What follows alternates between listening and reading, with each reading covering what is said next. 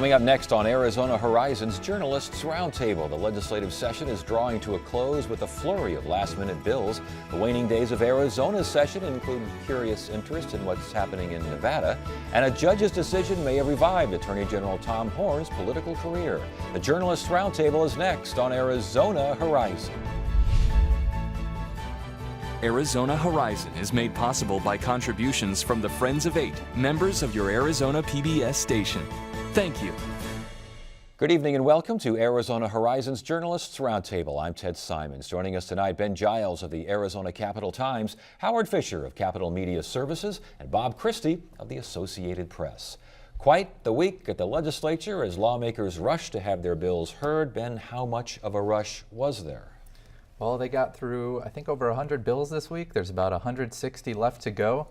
They're really trying to finish as soon as they can because the budget's over, and I think at least leadership would like to see us get out of here next week. The aim is maybe Wednesday or Thursday, but that just depends on who wants their pet project to get through the session and how much time they have to spend pushing paper back and forth between the two chambers. And you know, with that many bills going through, each of them has been thoroughly researched and read. That was going to be my next question. Yeah. How many of these things have really been vetted? Well, by a few lobbyists, perhaps. Now, they do have caucus where it's explained to them by staff, but I don't even think they fully understand the implications of things. They say, well, this bill does this. Well, they don't have enough history to know, well, but how does that affect what we did here, and how does it affect something else? Which is why every year we have a legislative correction bill. Shocking, I know. Dead bills revived in these last days? There will be some that will be revived. There was some that were revived this week that we thought were alive for a while. The ESA bill, which had been languishing for a while, came up. That's the voucher bill or the empowerment scholarships account.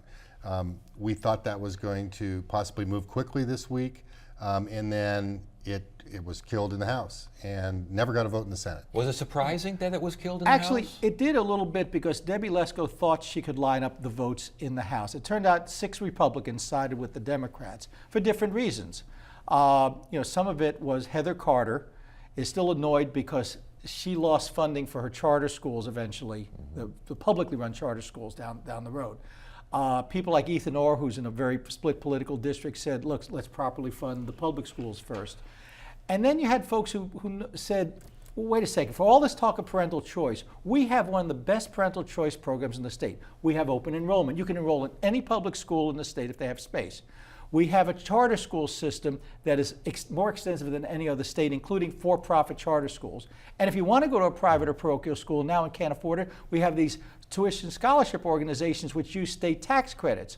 So there were a lot of folks saying, we don't need this on top of that. Right, and this is a bill that has been around since the beginning of the session. It started out at 850,000 students, which is, virtually 80% of the 1.1 million plus public school students would be potentially eligible for these vouchers, and then it ratcheted down to like 600,000, and now she's brought it down to even 100,000, and all the Democrats are against it, and enough Republicans are against it that it looks like it's not going to move, but who knows? And for Republicans, it kind of reminded me of that, of the district-sponsored charter school issue where you had Senate President Andy Biggs arguing, this is going to cost us too much money down the line. I think some Republicans started to look at this and say, even if we expand it in a minuscule way this session, it's going to encourage future expansions, and this is going to start to add up and be very costly education-wise for the state. And that gets down to the old lies, damn lies, and statistics.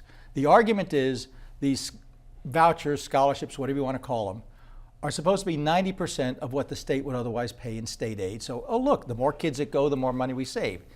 Except for a small problem. It's 90% of what they pay of charter school state aid. Now, charter school kids get about $1,000 more because charter schools don't have access to bonding and they don't have access to local tax revenues. And the Joint Legislative Budget Committee, the legislative budget staffers said just these programs, these small programs that they want to do of adding siblings or anything else will cost the state money. Now, Debbie Lesko is saying, well, but there's a cap. We can only add 5,400 kids a year. That cap goes away. Cap goes away after 2019, right. And then it's Katie bar the door. So is this, we've gone through so many machinations here, so many variations of this particular thing. It still could come back, couldn't it? Absolutely, it could come back. There's 2 smaller voucher bills, empowerment scholarship account bills that are poised, that pass the Senate, are poised to pass the House next week. They're very small. One allows siblings of current students to go, and one affects military families, children of military people. Now, they could easily tack on, again, the failed bill onto that. All right, now that one apparently still has life, even though it's died and come back and died and come back. Let's talk about the election laws that was passed last year. Very controversial. We had folks getting enough signatures to get it on the ballot. Oh, legislature decides we're not going to go with this. Let's keep it off the ballot. Is this thing going to come back in any way, shape, or form? Well, unfortunately, like everything at the legislature, everything is linked. One of the things they did last year is they passed some election law changes that ended up, nobody noticed that it forces candidates to create a separate campaign committee for their primary and their general. Now, they need it fixed, but they need a supermajority to do that. What J.D. Mesnard is saying is if I don't get my supermajority to fix that, then maybe I'll bring back those election law changes that we passed and then repealed and were a part of the referendum. So there's a lot of brinksmanship going on here. How far is that brinksmanship going? Do we know? It's hard to say at this point. Right now, that threat to bring back some of the repealed election laws has kind of been hanging over the legislature this entire time. There was concern even when they were voting on whether or not to repeal it that there would be efforts this session to bring some of those measures piecemeal back. There was at least some promise by some maybe that we're not going to do it this year. It might happen in 2015, but some of those issues are very concerning, especially to Democrats trying to get Latino voters out. And if that's a very real threat for them. But the other side of it, from the perspective, most of the county recorders want some of the fixes in there, having to do with early ballots, so we don't end up 10 days down the road from an election where people have voted provisional ballots because you got an early ballot, but you didn't turn that in, you came to the polling place. So there are things that probably need a fix. Whether it needs this fix is a whole other story. And I think it's relatively unlikely that this late in the session, these things will pop up again. Now, as we all know, but I think it's relatively unlikely. Right, famous last words. Famous last words. So next Friday we'll sit and we'll ask you. The tax break to Grand Canyon University, that kind of came and that kind of went, and then it came and it went again. What's the status there? Is it gone for good or what? We think, based on statements that the school made, that their plans to get a tax break are gone. Essentially, commercial property is assessed for tax purposes at like 19.5%. There are lower classifications that are available for certain businesses and enterprise zones. Residential is lower, and they were trying to be reclassified. Now, the original bill was if you have so many kids and happen to have a campus and it happens to be in Glendale and it starts with a G, right. That clearly became a problem, and the attorneys in the House said, no, you can't do that. They brought back a version which was actually a little broader that might have opened it up to some of the other schools, not so much University of Phoenix, which doesn't own the buildings, but perhaps to Ottawa and such. That seems to be not going anywhere, and Grand Canyon folks said, well, we respect the legislature. Right. They said we were not going to push it anymore this year. Of course, as we've been discussing, it's possible it could come back. Possible it could come back. I noticed the CEO of Grand Canyon University will be speaking at a Republican fundraiser. Is that true? Oh, He sure will in a couple weeks for the Senate President's election fund. And so Andy Biggs will be there, and the majority leader in the House will be there, and It the doesn't president hurt. of Grand Canyon University will be there. It doesn't hurt if you need something to have friends in high places. All right. It sounds as though this, and we've talked about this again, these things just keep coming back and then they go, but this 5-year Medicaid limit, this is something that Speaker Tobin has been pushing for a while. Yes. Some folks are saying this is an exercise in frustration because you're asking the government to provide waivers on certain situations. They're never going to do it. This bill says you got to do it every single year. What's going on? Well, here? let's understand the politics behind this. This goes back to Jan Brewer expanding Medicaid over the objections of the House Speaker and the Senate President. Andy Tobin is running for Congress. He needs to show he's very anti-Obamacare because he's running against Adam Quasman, who is, I'm more anti than you are. So Biggs, I'm sorry, I keep getting my Andys mixed up. Tobin introduces a bill that says, well, we're going to put some caps on this thing. 5-year lifetime limit. Now, the original 5-year lifetime limit would have been even if you were still working and not earning enough, and he concluded that was bad. If you have to be working, looking for work, or in job training. Certain exceptions if you're pregnant, if you're a sole care provider. But the idea is to say we're going to try to save some money. We got some look at some numbers this week, and that if somehow that 5-year limit went in right now, 140,000 people would immediately lose their care because they don't fit under the exemptions.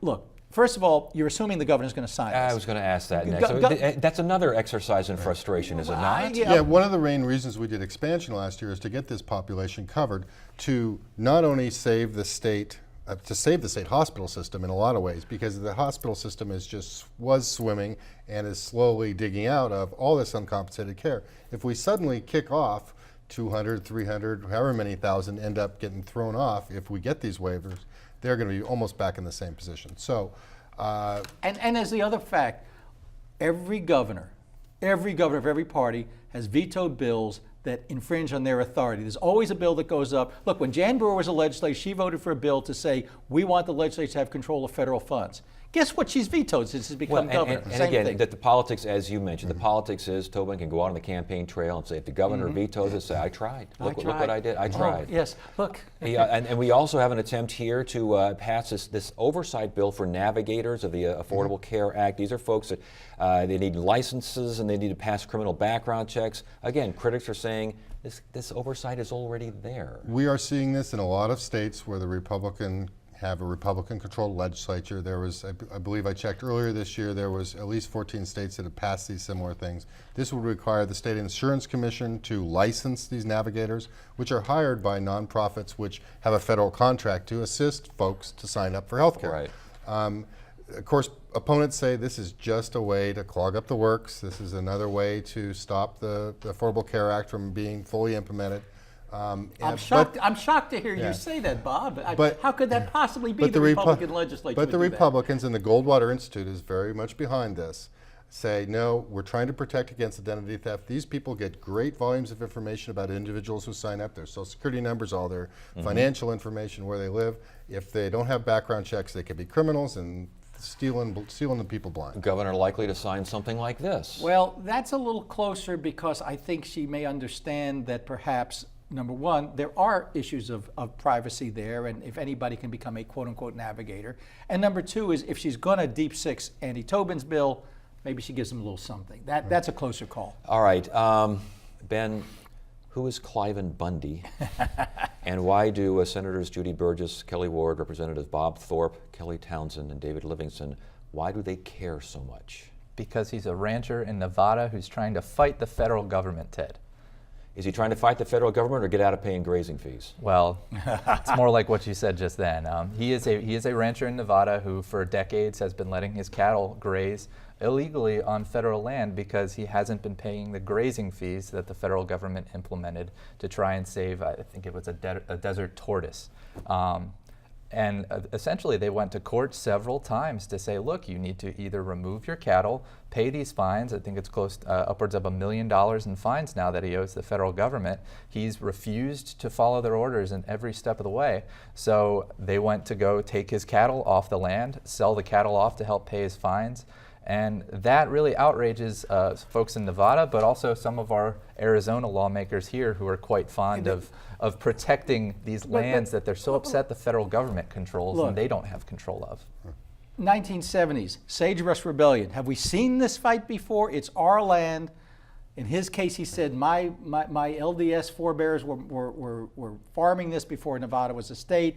It's Nevada's land. I am a sovereign citizen. You know, the whole thing. You know, the question is, look, the fact is the federal government owns most of the land in the western states. That's a fact. And unless you can find some court to say they don't. Well, not only that, you have found courts who say this guy needs to pay this. He's basically freeloading here, and we have our state lawmakers running up there showing. And what was David Livingston doing making speeches about this? Well, you know, they all went up there last weekend. They had, there was a big confrontation. There was a lot of armed militia there. There were armed federal agents. Senator Judy Burgess said we were very close to a civil war. Was she upset about that or happy about that? Hard to tell. Hard to tell. So in the House on Tuesday, when Livingston came back, you're allowed to speak for 5 minutes on every bill. And they had a calendar of 30 or 40 bills. And so repeatedly, every bill after he would stand up and say, this is just a travesty, the federal government is taking over, and I have had my eyes opened about how horrible this is, and I've got to tell you all about it. And it just went on and on and on until even other Republicans kind of got a little frustrated with it. But And right or wrong, this is an issue that does resonate with folks. Also in the Senate, you had Senator Chester Crandall. He's a rancher on his own right, and he has been for years trying to get control of some of these federal lands back into the state, back under Arizona's purview. They just think it's wrong that the federal government owns so you know, much the of really it. fun piece of this is Albert Hale, who's a Navajo, got up on the floor of the House and thanked Mr. Livingston for getting back our land. So when you get back the lands, remember who was here first. Well, now, with all due respect, these people sincerely believe this issue. They honestly believe that the federal government has overstepped its authority, that these lands, that it surely overstepped its authority in trying to take this man's cattle from this land. But by doing what they're doing and agreeing in principle with what's happening up there, are they not saying, forget the courts, forget going through the rule of law, grab a sidearm and go up there and hang out at the... But, they just passed a bill that says, forget all the laws about Mexican gray wolves and their endangered species, you can shoot them. They've just, that's just one example. So this is not something we don't see the legislature do. There was another bill that went up, the governor just vetoed. It was designed, Tombstone's having a problem because it gets its water from the Huachuca Mountains from federal forest. And this bill said, well, the state can give Tombstone permission to go up into federal lands. This is the old fight about, are we 50 sovereign states who have formed a cooperative federal government, a confederation, or is it the United States? The problem is the courts have consistently ruled that there is a supremacy here, and that unless you can get the U.S. Supreme Court to say all those supremacy rulings don't matter, this is an academic exercise. And Ted, we sit in a rules committee all the time where you have an attorney for the House and the Senate to tell these lawmakers if this is unconstitutional legislation, if it runs afoul of the supremacy clause. And I'd say at least once a week we come up with a bill at the legislature that does violate the supremacy clause and would be found unconstitutional in court. But these lawmakers, because it is, as Bob said, such a sincerely held belief, they think it's worth it to pass the legislation knowing full well that if it doesn't get vetoed, they're headed to court to defend it because they want to go to court to eventually get a decision in their favor. And this fits in with something else going on out there, this quote-unquote Article 5 convention. The idea that the U.S. Constitution does have a provision that allows the states to call a constitutional convention, have the legislators themselves go to Washington and form a new constitution or amend the current one, which is an interesting issue. As once they get there, can you really limit it to like balancing the budget? And I think, again, from a distance, most folks would say these are interesting ideas, interesting debates, go ahead and discuss them. That's one thing. But when you're talking about grabbing a bunch of armed militia folks and people grabbing the nearest gun they can find and aiming them on federal folks trying to do their job, debate is one thing, violence and action is another. But Kelly Ward had a bill early in the session that said if a federal agent, ATF agent, armed comes to town, they got to check in with the sheriff.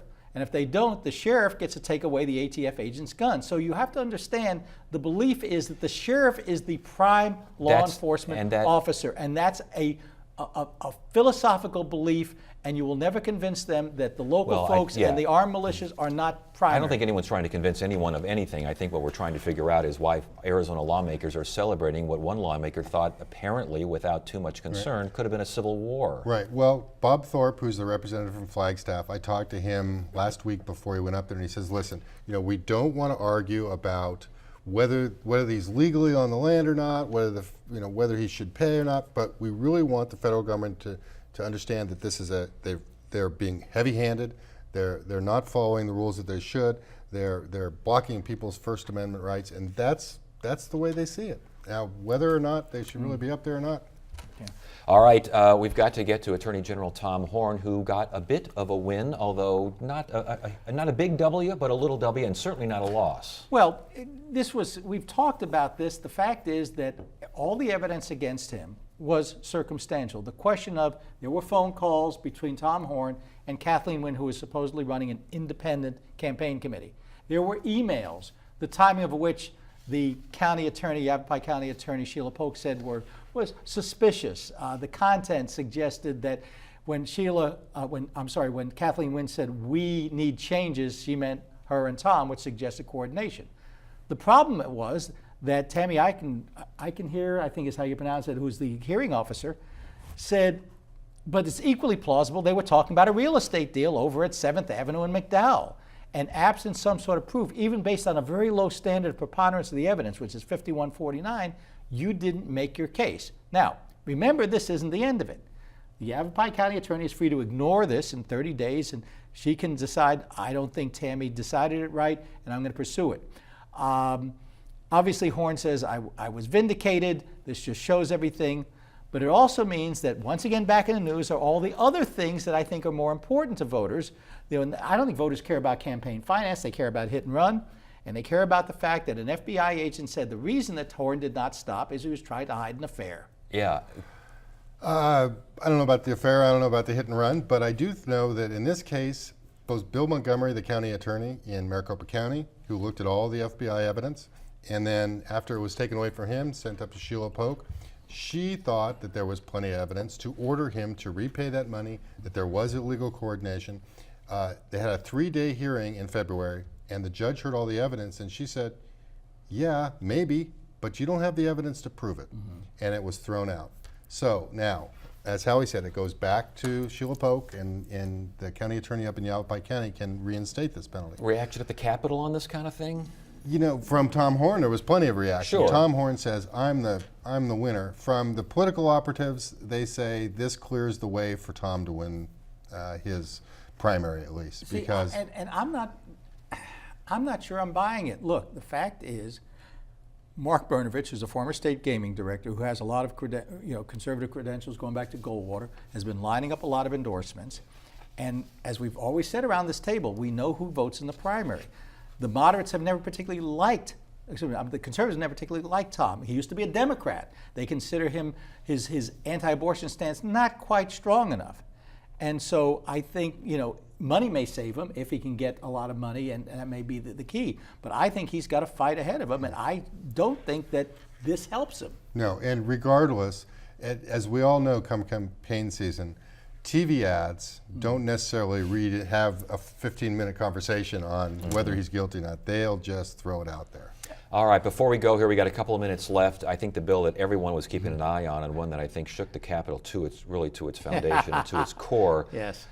was the chicken bill. The chicken bill, I want you to know, most cities have regulations about chickens. Some cities allow you to have any, but for example, in Tucson, you can have chickens on single-family houses, properties, but they have to be a certain number of feet from the fence, or you can only have so many.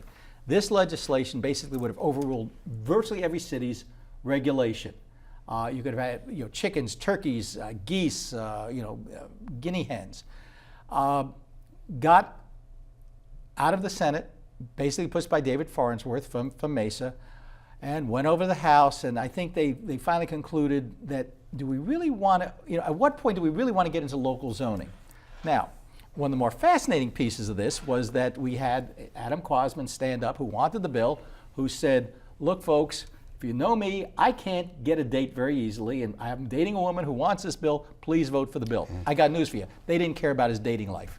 Well, and this issue kind of reminds me of the whole Bundy Ranch discussion we just had, because the senator who's sponsoring this, David Farnsworth, most of the reason I think why he sponsored the legislation is it's from an LDS mentality of self-sufficiency, of preparedness. This is also the senator who sponsored legislation to make sure that Arizona is ready for an electromagnetic pulse knocking out the state's electric grid. Oh. But it also goes back to what is the role of government, and why should these local cities and towns be able to tell me why, Right. that I can or can't raise a chicken in my backyard? It's a private property rights argument, and that's what he's making. But if you'll pardon the pun, you ran afoul of what I call All right. of what I call the city council caucus. Okay, over Bob, in the- thank you very much. And it laid an egg too, I'm sure, as well. All right, and we want to get to yours. Monday on Arizona Horizon, Phoenix Mayor Greg Stanton talks about plans to close the city's $38 million budget deficit, and we'll hear about the problem of child abuse in Arizona and what's being done to address the issue. That's Monday evening, 5:30 and 10 on the next Arizona Horizon. That is it for now. I'm Ted Simons. Thank you so much for joining us. You have a great weekend.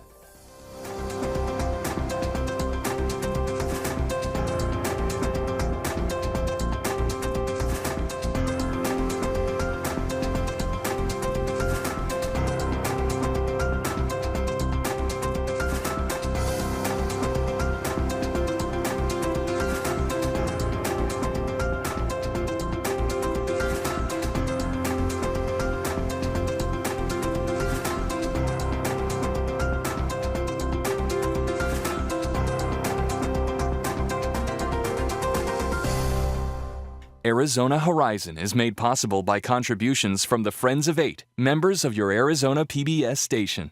Thank you.